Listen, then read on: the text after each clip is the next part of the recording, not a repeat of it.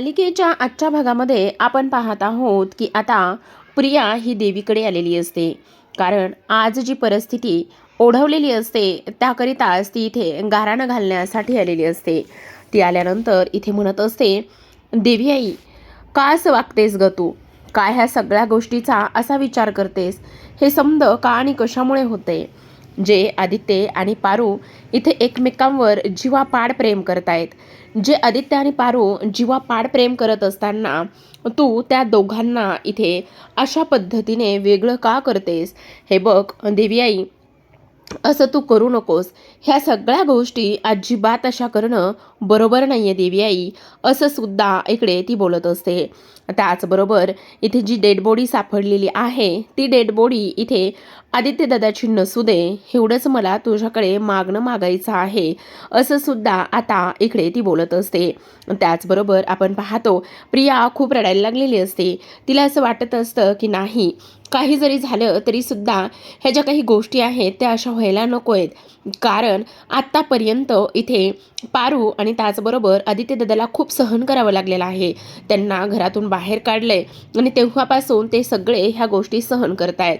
तर आता आपण पाहतो की इकडे पारू आणि त्याचबरोबर अहिल्याला आता डेड बॉडीच्या ठिकाणी बोलवलेलं असतं. कारण अहिल्याचा फोटो एका टॉयलेटमध्ये सापडलेला असतो आणि एका टॉयलेटमध्ये तो फोटो सापडल्या कारणाने इथे त्याची ओळख पटवून घेण्यासाठी बोलवलेलं असतं आणि त्यामुळेच अहिल्या आणि पारू आलेले असतात. जेव्हा ती डेड बॉडी पाहिली जाते तेव्हा लगेच अहिल्या म्हणत असते की ती डेड बॉडी इथे आदित्यची नाहीये, तो आदित्य नाहीये, असं तिने आता स्पष्टपणे सांगितलेलं असतं. त्याचबरोबर आपण पाहतो की इकडे अहिल्या म्हणत असते, ताबडतोब तुम्ही आदित्यला शोधायचे प्रयत्न करा.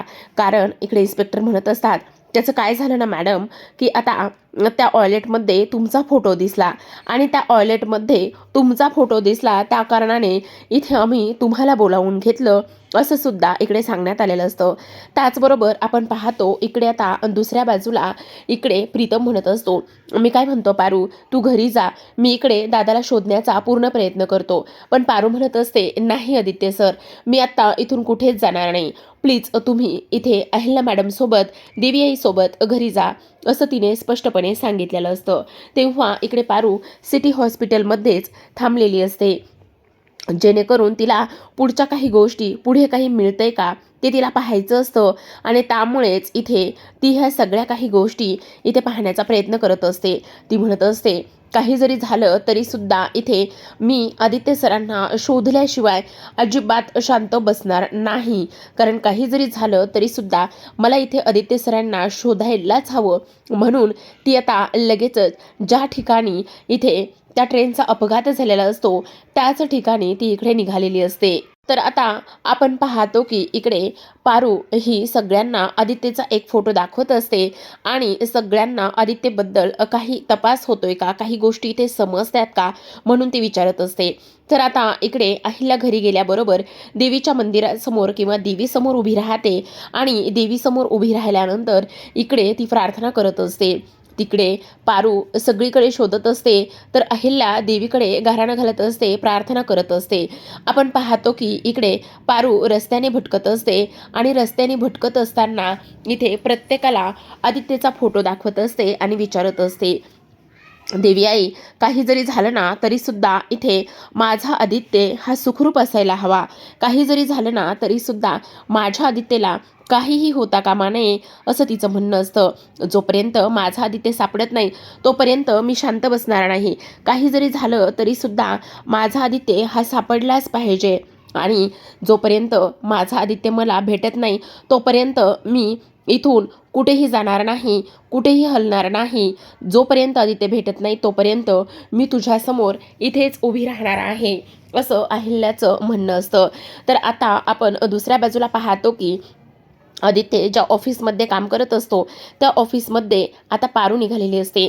जेणेकरून तिला असं वाटत असतं, जर मी ऑफिसमध्ये गेले तर आदित्यबद्दल नक्कीच काहीतरी मिळू शकतं आणि जर माहिती मिळाली तो नेमका ज्या ऑफिसच्या थ्रू इथे काम करायला गेलेला आहे त्या ऑफिसबद्दल काही गोष्टी मिळत आहेत का, ह्या सगळ्या गोष्टी तिला पाहायच्या असतात आणि म्हणूनच ती इकडे निघालेली असते. त्याचबरोबर आपण पाहतो की इकडे आता पारू तिथे जाते आणि म्हणत असते, नमस्कार, मी आदित्यची बायको पारू. त्यावर ते म्हणत असतात, अच्छा बोला. मला एक गोष्ट सांगा, आदित्य सर तुमच्या कंपनी थ्रू इथे बाहेरगावी गेलेले आहेत आणि ते चेन्नईला जाणार होते. मग ज्या ठिकाणी ते संदर्भामध्ये गेलेले आहेत त्या ठिकाणचा इथे काही पत्ता किंवा तिकडचा काही कॉन्टॅक्ट नंबर वगैरे ह्या सगळ्या गोष्टी मला इथे मिळतील का? असं म्हटल्यानंतर लगेचच आता इकडे ते म्हणत असतात, हे बघा, आदित्य आमच्याकडे काम करतो. तो ज्या प्रोजेक्टवर काम करत आहे तो त्याचा पर्सनल प्रोजेक्ट आहे. त्यामुळे त्या संदर्भामध्ये मी तुम्हाला कोणतीच आणि कसलीच गोष्ट इथे सांगू शकत नाही, असं सुद्धा इकडे तो बोलत असतो. त्याचबरोबर पारू म्हणत असते, असं काय बोलताय? त्यावर ते म्हणत असतात, हे बघा, तो मेला आहे की जिवंत आहे हे मला माहिती नाही. बहुतेक मी ऐकले त्याच्या ट्रेनचा अपघात झालाय. असं म्हटल्याबरोबर पारू आता सनकन इथे त्या माणसाच्या, त्या साहेबाच्या कानाखालीच वाजवत असते आणि ती म्हणत असते, खबरदार, जर इथे अशा गोष्टी बोललात तर आदित्य सर जिवंत आहेत, त्यांना काही एक झालेलं नाही आणि तुम्ही अशा गोष्टी कशा काय बोलू शकता, असं सुद्धा आता इकडे ती लगेचच बोलत असते. त्याचबरोबर आपण पाहतो की इकडे जी काही पारू आहे ती म्हणत असते, काय करणार आहात, मला पत्ता देणार आहात की नाही? त्यावर लगेच आता इकडे सगळ्यात महत्त्वाची गोष्ट म्हणजे जो काही बॉस आहे तो त्याच्या बाजूच्या एम्प्लॉईला सांगत असतो की एक काम करा, इथे ह्यांना जी काही माहिती हवी आहे ना ती माहिती इथे तुम्ही देऊन टाका. त्यावर लगेच आता इकडे तो आदित्य कुठे गेलेला आहे, कशा संदर्भामध्ये, कोणत्या कामाला गेलेला आहे, ह्या सगळ्या काही गोष्टी इथे आता तो सांगण्याचं काम करत असतो. तर आता आपण दुसऱ्या बाजूला पाहतो की प्रीतम खोलीमध्ये बसलेला असतो आणि प्रीतम खोलीमध्ये बसल्यानंतर त्याने आता इकडे आदित्यचा फोटो हातामध्ये घेतलेला असतो आणि आदित्यचा फोटो हातामध्ये घेतल्यानंतर आपण पाहतो की लगेचच आता इकडे प्रिया आलेली असते. प्रिया तिथे आल्याबरोबर इकडे ती बोलत असते की मी काय म्हणते प्रीतम, हे बघा ना, प्लीज तुम्ही असे अपसेट होऊ नका ना. हे बघा, मला कळतंय तुम्हाला किती त्रास होतोय आणि काय होतंय, तर तुम्ही अशा एवढा इथे टेन्शनमध्ये राहू नका ना.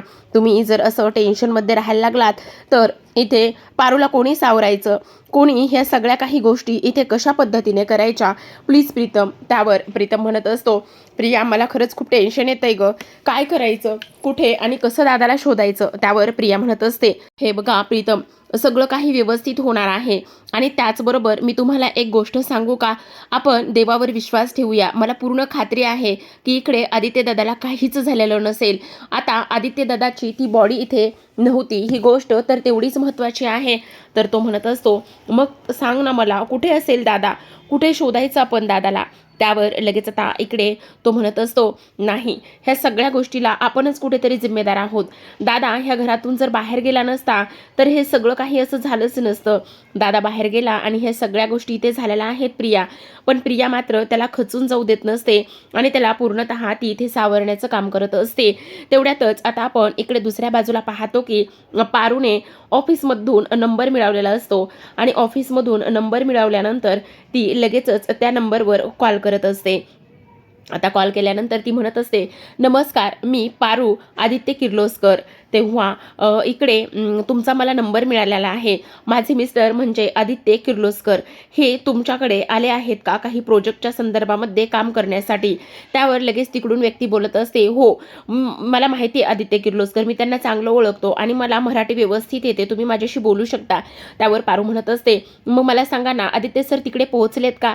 त्यावर ती व्यक्ती म्हणत असते, नाही, आणखी आमच्याकडे आदित्य सर इकडे पोहोचले नाही आहेत. त्यांच्याशी काही कॉन्टॅक्टसुद्धा आमचा होत नाही आहे. आम्ही तोच कॉन्टॅक्ट करण्याशी, त्यांच्याशी संपर्क करण्याचा, कॉन्टॅक्ट करण्याचा पूर्णतः प्रयत्न करतोय, पण काही केल्या कॉन्टॅक्ट होत नाही. त्यावर लगेच आता पारू म्हणत असते, पण असं कसं होऊ शकतं? त्यावर ते म्हणत असतात, आत्ता आम्ही असं ऐकलं आहे की इकडे त्यांच्या ट्रेनचा अपघात झाला आहे. मे बी मला असं वाटतंय की त्यामध्ये त्यांना काहीतरी झालेलं नसेल. त्यावर लगेच पारू म्हणत असते, नाही नाही, असं अजिबात इथे झालेलं नसेल. काही जरी झालं तरीसुद्धा इकडे ह्या ज्या काही गोष्टी आहेत त्या अजिबात अशा होता कामा नये. त्यावर पारू म्हणत असते, पण मी काय म्हणते तुम्हाला, बघा ना, जर इकडे आदित्य सर तुमच्याकडे आले तर प्लीज काही कल्पना मिळाली तुम्हाला किंवा काही गोष्टीची माहिती मिळाली तर तुम्ही प्लीज मला फोन कराल का किंवा मला सांगाल का की इकडे आदित्य सर आलेत म्हणून? तेवढ्यातच आता पारू फोन ठेवते, कारण त्या माणसाने सांगितलेलं असतं की हो, मी नक्कीच तुम्हाला ह्या सगळ्या गोष्टींची कल्पना देईल. आता टी व्हीवरती एक न्यूज लागलेली असते. चेन्नईला परभणीला जाणारी जी रेल्वे आहे त्या रेल्वेचा ज्या ठिकाणी अपघात झालाय त्या अपघातामध्ये इथे बरेच काही लोक इथे जखमी झालेले आहेत आणि बरेच लोक जखमी झाल्यानंतर ते वाचतील की नाही हे सुद्धा सांगता येत नाही. पारू समोर पाहते तर तिला आदित्य दिसत असतो. आदित्यला समोर पाहिल्यानंतर तिला खूप आनंद झालेला असतो. डोळ्यातून अश्रू वाहत असतात.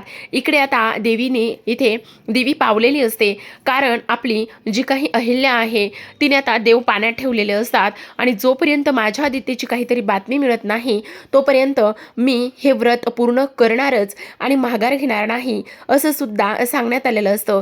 त्याचबरोबर प्रेक्षकांनो, आपण पाहतो की आता गोष्ट पारू लगेच घरी सांगण्याचा पूर्णतः प्रयत्न करत असते. ती विचार करते, नाही काही जरी झालं तरी सुद्धा हे सगळं मला घरी सांगायला पाहिजे, म्हणून ती लागलीच इथे आता इकडे प्रीतमला फोन करत असते आणि म्हणत असते, प्रीतम सर मी पारू बोलते. हां बोल ना पारू, काय झालेलं आहे?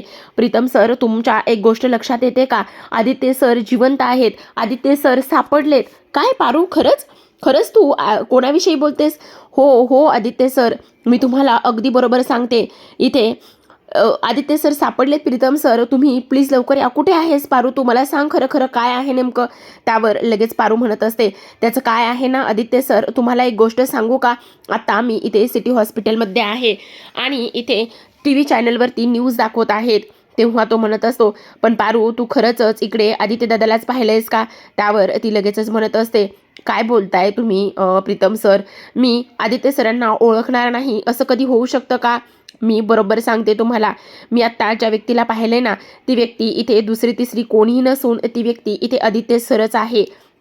त्यावर लगेच तो म्हणत असतो, बरं तू काळजी करू नकोस, मी आत्ताच्या आत्ता त्या ठिकाणी धावतच येतो. म्हणून तो फोन ठेवत असतो आणि तू काळजी करू नकोस, ती न्यूज कोणत्या चॅनलवर आहे काय आहे हे सगळं मी शोधतो आणि लवकरच आपला आदित्य दादा सुद्धा सापडेल असं सुद्धा आता इकडे तो बोलत असतो.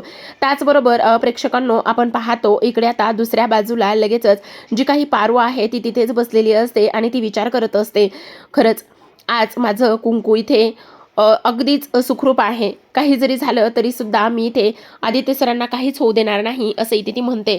त्यावर प्रीतम म्हणत असतो, पारू मला एक गोष्ट सांग, ती न्यूज कुठल्या चॅनलला कुठल्या हॉस्पिटलमधून दाखवत होते? बरोबर ठीक आहे, तुला जर नसल समजेत नसल सांगता येत तर तू काळजी करू नकोस. मी एक काम करतो, मी ना आता ती जी काही न्यूज आहे ना ती न्यूज चॅनलवरून लगेच शोधून काढतो. तू अजिबात काळजी करू नकोस आणि मी तिकडे ताबडतोब येतो. तेव्हा पारू म्हणत असते, हो तुम्ही ताबडतोब या. आता इकडे तो लगेचच प्रियाला सांगत असतो की हे बघ, इथे आई सापडली, जो आदित्य दादा आहे तो सापडलेला आहे असं इकडे आता तो सांगत असतो. तेव्हा लगेच आता आपण पाहतो की इकडे प्रिया म्हणत असते, काय सांगताय काय? आणि तेव्हा मी लगेच ही गोष्ट आईला सांगते असं ती म्हणते आणि आधी अहिल्याकडे धाव घेत असते. अहिल्या देवी समोर बसलेली असते. तेव्हा दामिनी तिथून जात असते. दामिनीला हे सगळं काही दिसतं. दामिनी विचार करते, वहिनीचं मला ना एक गोष्ट कळतच नाही. एका बाजूला इकडे ते एवढा रागराग करतात, एका बाजूला इकडे त्या आदित्यला ह्या घरामध्ये घेत नाहीत आणि काही जरी झालं तरी सुद्धा त्यांना फक्त आणि फक्त इथे आदित्यसाठी प्रार्थना करायची.